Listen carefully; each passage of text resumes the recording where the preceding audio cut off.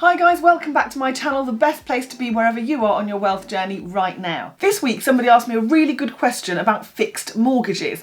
They said, what should they do? Should they go for a 2-year fixed deal, a 3-year fixed deal, or even a 5-year fixed deal? Which one actually is the best? So today I'm going to discuss with you how to work out exactly which the best fixed deal is for you and your circumstances. Firstly, you do need to think about your current circumstances. What exactly are you going to do in the next few years? Are you going to be moving house soon or selling the house that you're in for any reason? And we want to think about this because let's say we do move in the next few years, it's highly likely that your fixed mortgage will have an early repayment charge attached to it. So if you're going to get rid of your mortgage or redeem it or sell the house or whatever, it's highly likely that you're going to have to pay that early repayment charge unless you think about it at the outset. For example, if you know that over the next 2 years you're going to be retiring and maybe downsizing to a different house, then there's absolutely no point you getting a 3-year or a 5-year fixed deal because you'll have those high early repayment charges to pay. The other thing to think about is whether you want to remortgage to take advantage of any equity that may have built up in the property over time.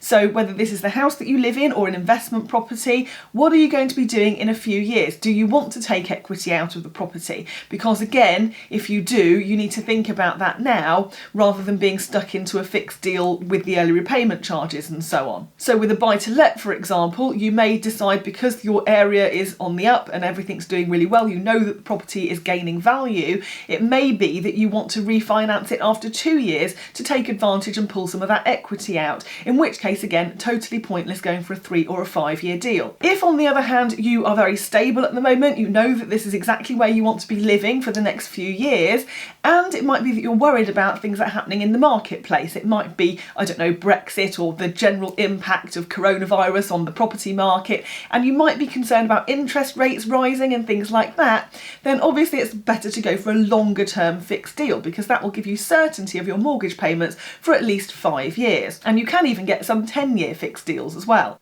It might be that you're still not sure, but you want to find the cheapest deal out there. Now, the problem with finding the cheapest deal is that when you speak to your broker about it, they come back to you with about 3 or 4 different rates, and it's like, well, how do you choose between them? You have absolutely no idea which one to choose, and it's a little bit like comparing apples with oranges with pears and bananas, because you just don't know. They all seem so different because they have different interest rates, they have different product fees attached, and they're for different lengths of time as well. So how do we actually choose between them? Well, what I suggest you do is to map out the different options and then choose which one the best one is for you based on the financials. Now, I recently did a product switch with a certain lender and my broker came to me with 9 different rates. And when you've got 9 different rates to choose from, it really is kind of thinking, oh gosh, which one do I go for? So you kind of need to map it out in order to work out which one the best one is. Now, for ease of the video, I've just picked 3 of those 9 rates because I don't want to complicate things too much. And I've picked these 3 at random, but they are all real rates that were around in the last couple of months. Deal 1 is a 2-year fixed mortgage, 2.99% interest rate with no fee. Deal 2 is a 3-year fixed mortgage at 2.34% with a £1,995 fee. And deal 3 is a 5-year fixed product at 2.79% with a £995 fee. So you can see we have 3 completely different products, different fees, different times, different interest rates, and how do we pick between them? Well, some people might just automatically assume that the lowest interest rate is going to be the best one. Some people, my dad is included in this camp, he always said, well, I don't want to pay any fees, so surely the one with no fee is the best option. But actually what you really want to do is to map it all out and see exactly which one the best one is.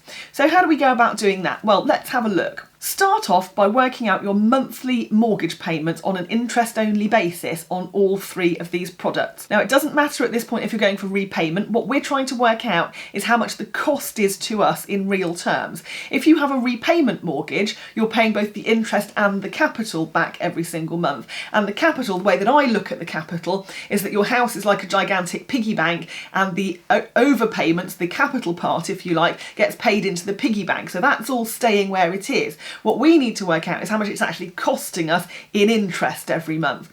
So what we want to do is to look at this on a 12-month basis. So the first step is to work out our monthly mortgage payments on an interest-only basis. So how do we do that? Well, let's say that we're borrowing £150,000 and let's just say that this is a 75% loan to value mortgage based on a value of £200,000. So first of all, let's have a look at deal 1, which was the 2-year fixed, if you remember, 2.99% with no fee. To work out our monthly mortgage payments, we do 150,000, which is the amount we're borrowing.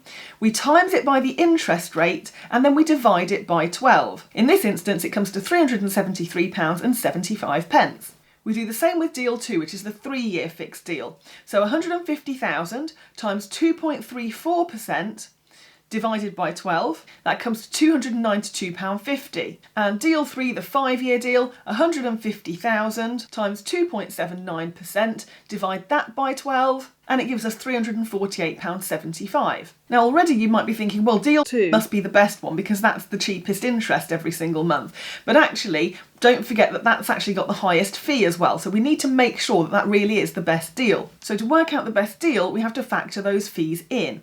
And the formula for doing this is you take your monthly interest only payment, which we've just worked out, you times it by the number of months in your fixed deal. So if it's a 2-year fixed deal, you would times it by 24 months. If it's a 3-year fixed deal, you would times it by 36 months. And if it's a 5-year fixed deal, you times it by 60 months. You then add on the fees and divide it by the number of years that the product is. So let me give you an example. Let's look at number 1 to start with. This is the 2-year fixed deal, remember. So our interest payments on this are £373.75. We times it by 24 months in this 2-year deal, and then we would add any fees, but there are no fees on this particular deal. So we just divide the whole lot by 2 years, and it comes to £4,485. That's the cost to us over 12 months. Let's look at deal 2. So this is £292.50 times 36 months, because this is the 3-year fixed deal, remember. That comes to £10,530.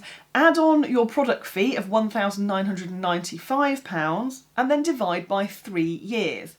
And that comes to £4,175. Deal 3, the 5-year deal, £348.75 times 60 months, because it's a 5-year deal here, plus the £995 fee, and divided by 5 years comes to £4,384. So we can see from using this formula that actually it's deal 2, the 3-year fixed deal, that is the best deal for us overall in this particular instance. Now I will say that it's always a good idea to map it out like this.